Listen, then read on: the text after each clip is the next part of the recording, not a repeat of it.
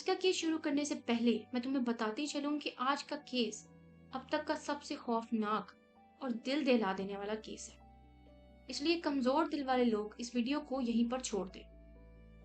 आज की क्राइम दास्तान एक ऐसी लड़की की है जिसे मौत से 40 दिन पहले तक लगातार फिजिकली और सेक्सुअली अब्यूज किया गया था। मैं बात कर रही हूँ जापान में रहने वाली 17 साल की जंगो फ्रूटा की। तो चलो अब शुरू करते हैं आज का ये केस। जंको फ्रूता 18 जनवरी 1971 में जापान के शहर मिसातो साइतामा प्रीफेक्चर में पैदा हुई। जंको फ्रूता मिसातो के याशियो मिनामी हाई स्कूल में पढ़ती थी। वो शुरू ही से पढ़ाई में काफी तेज थी, इसलिए पढ़ाई के साथ साथ वो एक प्लास्टिक मोल्डिंग फैक्ट्री में पार्ट टाइम जॉब भी करती थी। अब चूंकि जंको पढ़ाई में काफी तेज होने के साथ साथ काफी खूबसूरत भी थी, इसलिए बहुत से लड़के उससे दोस्ती करने के भी ख्वाहिशमंद थे। उनमें से एक लड़का हिरोशी मियानो भी था, जो जंको के ही स्कूल में पढ़ता था और मन ही मन में जंको को पसंद करता था।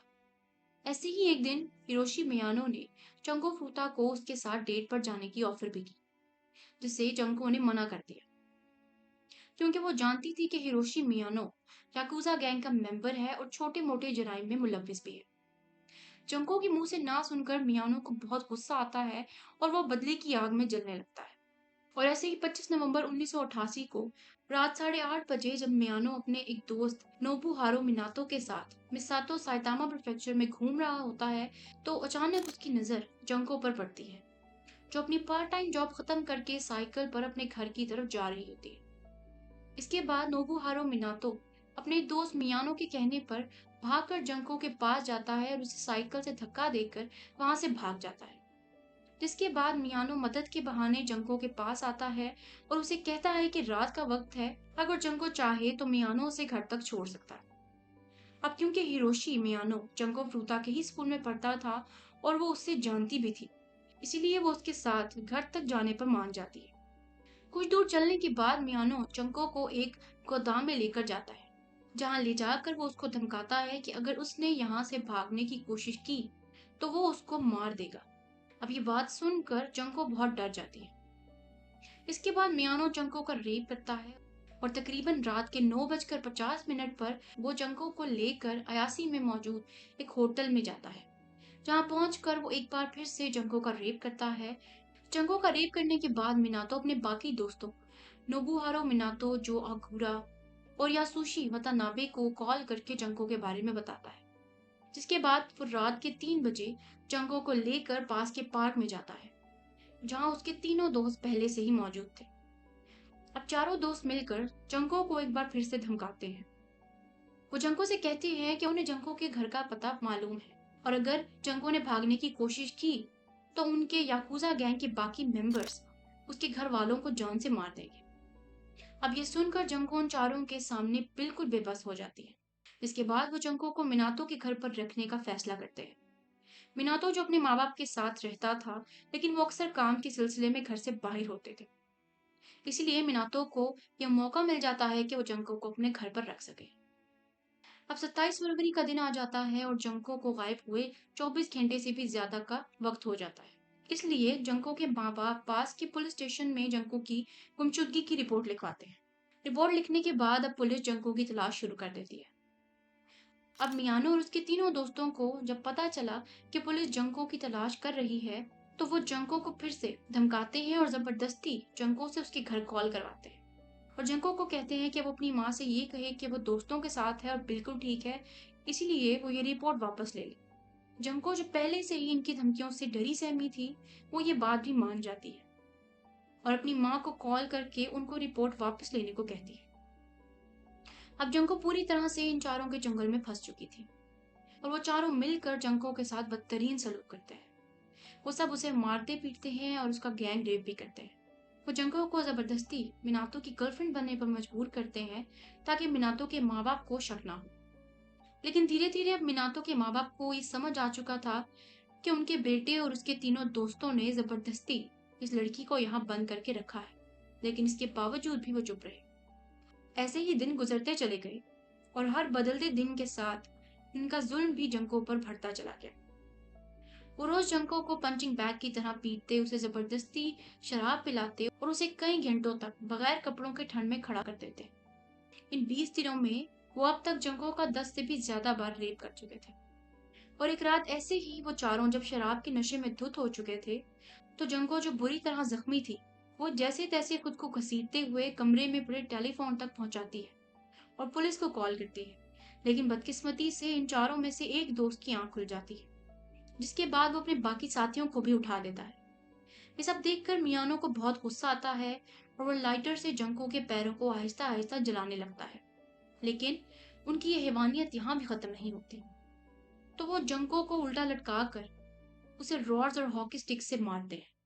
वो चारों अक्सर अपने गैंग के बाकी मेंबर्स को भी घर बुलाकर जंगो के साथ रेप करने को कहते थे।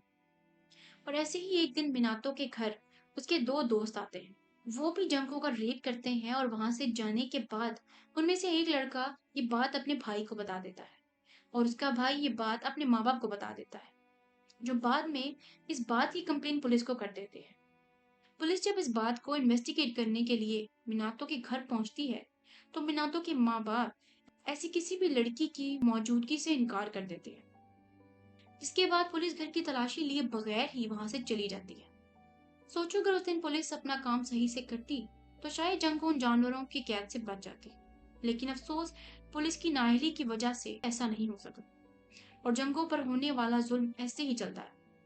वो जंगों को रोज मारते पीटते, उसे जबरदस्ती कॉकरोच खाने को कहते और उसे उसी का यूरिन पीने को देते। और ऐसे ही दिन बीतते गए और 4 जनवरी की रात आई, जब वो चारों जंगों को उनके साथ माजोंग नाम की गेम खेलने को कहते हैं। और जंगो जो उस वक्त इतनी तकलीफ में होने के बावजूद भी उन चारों को उस गेम में हरा देती है। और अब वो अपनी इस हार का गुस्सा एक बार फिर से जंगो पर उतारते हैं। वो उसे बुरी तरह मारना पीटना शुरू कर देते हैं और लोहे के डंबल को बार बार जंगो के पेट पर फेंकते हैं और उसके जिस्म को एक बार फिर से लाइटर की आग से जलाने लगते हैं। ऐसे ही 2 घंटे तक लगातार जंगो को मारने पीटने के बाद वो चारों वहां से चले जाते हैं। लेकिन जंको, जो पहले से ही सर से लेकर पांव तक जख्मी थी, अब इन जख्मों की ताब ना लाते हुए दम तोड़ देती है। और अगले दिन जब वो चारों वापस आते हैं, तो देखते हैं कि जंको रात से वहीं पड़ी हुई है और चेक करने पर पता चलता है कि 40 दिनों की बदतरीन टॉर्चर के बाद जंको अब मर चुकी है।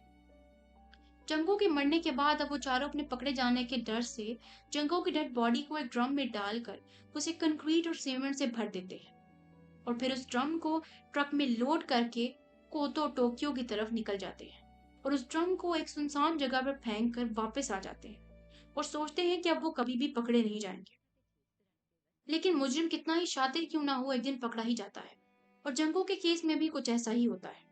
जब 23 जनवरी 1989 को पुलिस हिरोशी मियानो और जो अगुरा को 19 साल की लड़की के साथ रेप करने के इल्जाम में अरेस्ट कर लेती है और 2 महीने की पूछताछ के बाद जब 29 मार्च 1989 को पुलिस की एक टीम इस केस से जुड़े सबूत ढूंढने के लिए उन लड़कों के घर जाती है, तो उन्हें वहां से एक लड़की का अंडरवेयर मिलता है।